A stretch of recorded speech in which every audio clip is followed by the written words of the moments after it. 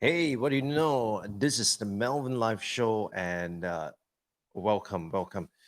One of the few days that I wear something different, but in any case, how's everyone doing?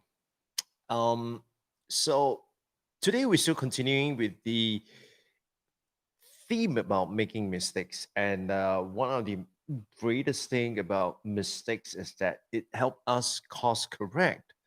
And as we course correct, the whole idea is that we likely are going to move towards the goal that we have set up to. So, like I mentioned, hardly, right? Hardly do you do something for the first time and you're gonna get it right. And so, if and when that happens, there are only two explanation. Number one, it's you are fucking lucky, right? And number two is that you are, the task that you have done, it's really, really simple. And so that's probably how you can do something for the first time and get it right. So for the rest of us, it's going to be something that we will have to get used to. We have to make mistakes. And one of the things that I have kind of get myself to embrace is this idea of if we have to make a mistake, let's make the mistake quickly so that we can get to closer to the goal itself.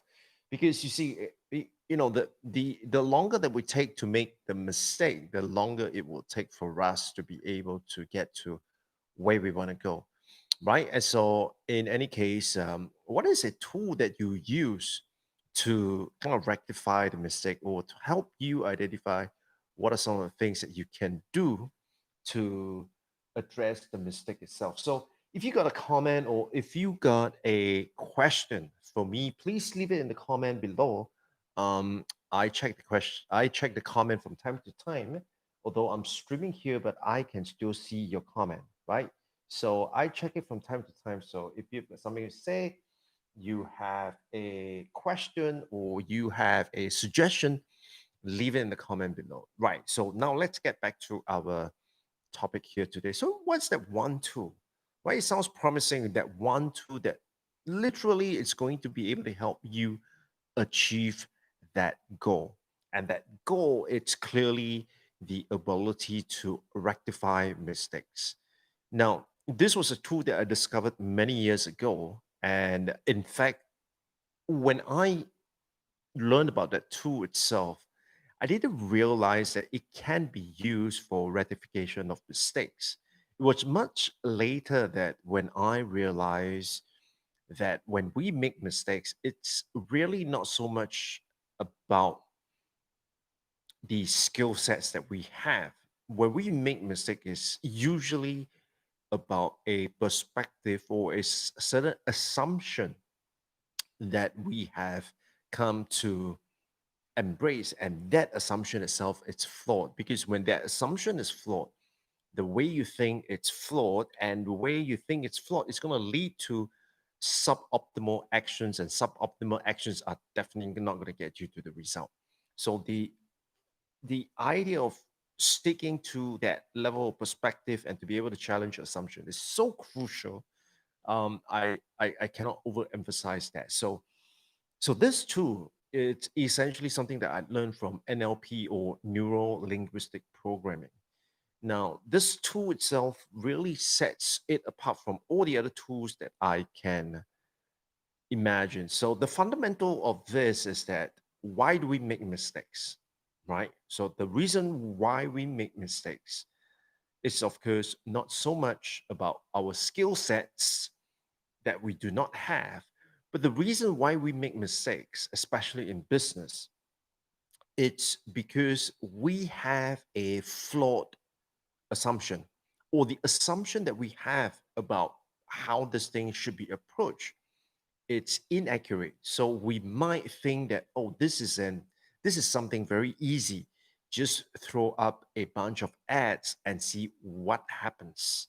So the fundamental flaw with that thinking is that we think or we assume that the ads is going to give us the correct data, or the ad is going to get us data, if at all. Now, when you start putting that ad out, then you realize that you're not getting any kind of data. So it's telling you something, that assumption is flawed. So once that you recognize that the assumption is flawed, that's when you start to recalibrate and to course correct. So this tool, it's called the perceptual positions. Now, perceptual positions basically, it's like this. You have essentially the person, which is you, and you have the person interacting with another person. So let's go back to the ads case that we talked about earlier.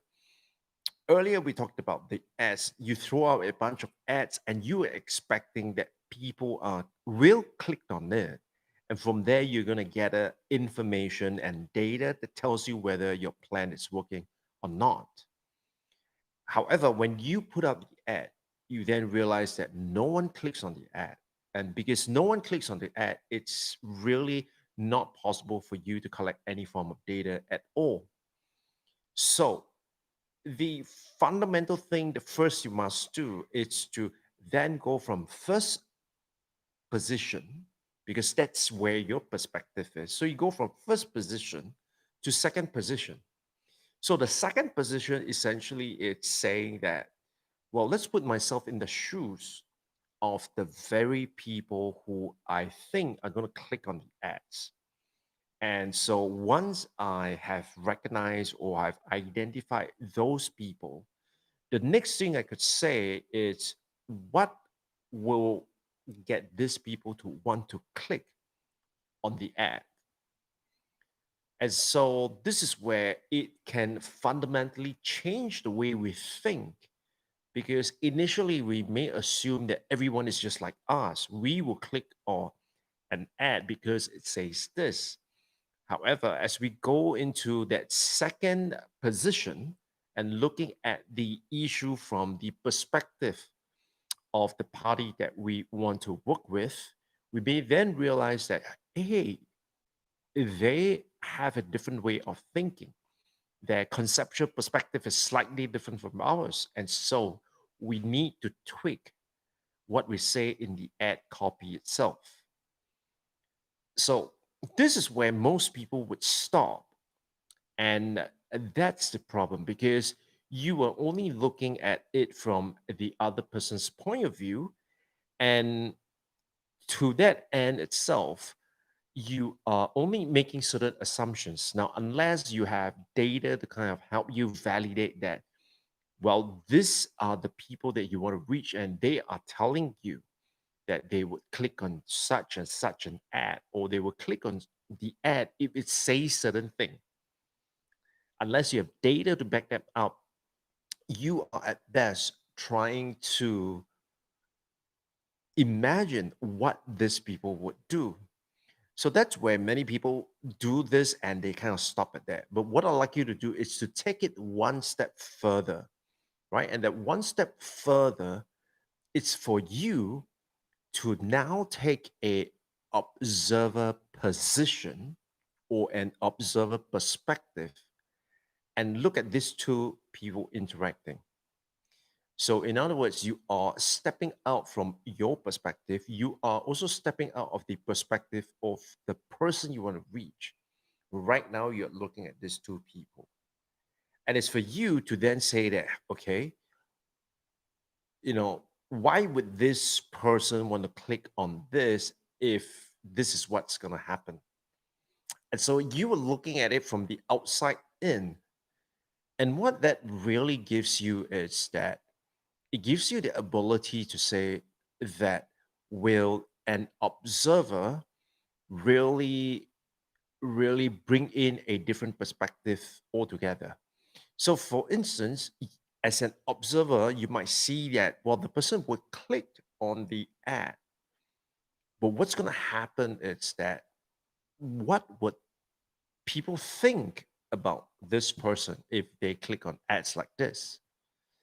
And so once you have that added perspective itself, you may then realize that, hey, we probably have to go deeper into that process, and rather than just leave it at that level, because while they say they will click, but what exactly is the reason, it's the motivation that gets them to want to do it. Now that's something that we have to dive deep. And so from a observer perspective, a third position, if you like, this is where you are able to, in an unbiased, the most unbiased possible point of view, to say that, why would you do this, and why would you do this, and what will this person do, and will this person be willing to do that, or take that action over and over and over again, or from your observer point of view, what should this person do in response to what this person say, right? So that gives you that level of a deeper perception. Now, in the NLP, there are actually four different positions. I won't go into all four of them here, because then it will get really, really too abstract. Because for this to really, really, for me to explain it to you, we really have to go down to the details and citing examples and all that. So for this session itself, what I'm going to do is I'm just going to share with you this position itself. All right. So if you have got a question, make sure you leave it in the comment or share it with me. If you have a tool that you have been using and it has worked tremendously well for you, I would also like to know. All right. And so, what's going to happen tomorrow is we are going to be answering some questions about mistakes. Okay. And so that's where we're going to go. And before I go, I just like to share with you some updates itself. So the updates essentially it's that, I have a my own website, and for the past month, right, starting October, what I've done was that I have started to continue to post, to write an article every day. Now, you might think that, when I say article, you might think like it's 500 words or 1,000 words or 5,000 words. But the truth is that the article is just something for me to get it out of my head and onto paper or computer, if you like. Right. And so that whole process itself has allowed me to really, really examine my thought. And the need to examine my thought, it's so real, because sometimes we think our thoughts are real when in fact they are not. Right. And so it is, I would say, scary to assume that our thoughts are real, or our thoughts are a reflection of us, when in fact our thoughts may be playing tricks on us. And so as a result of that, what I've done is I've turned to writing every day. And on every day, I'll write about what I am thinking about. And so, and so that allows me to gain greater clarity in terms of whether my thinking it's good, or my thinking is accurate, and how can I sharpen my thinking, right? So it's that whole idea of metacognition, because the whole process of it really sets you thinking about, what are you thinking, is what you thinking really the real thing, right? So metacognition, something to really look at. I've been publishing more articles, and I'm also repositioning the newsletter that I am sending out. So if you like to, um, do check out, the the website itself. The website is mel.vyn, melvyn.me. All right. So I look forward to having you there. And if you're there, drop me an email, say hi. And with that, I'll catch you guys on the next one.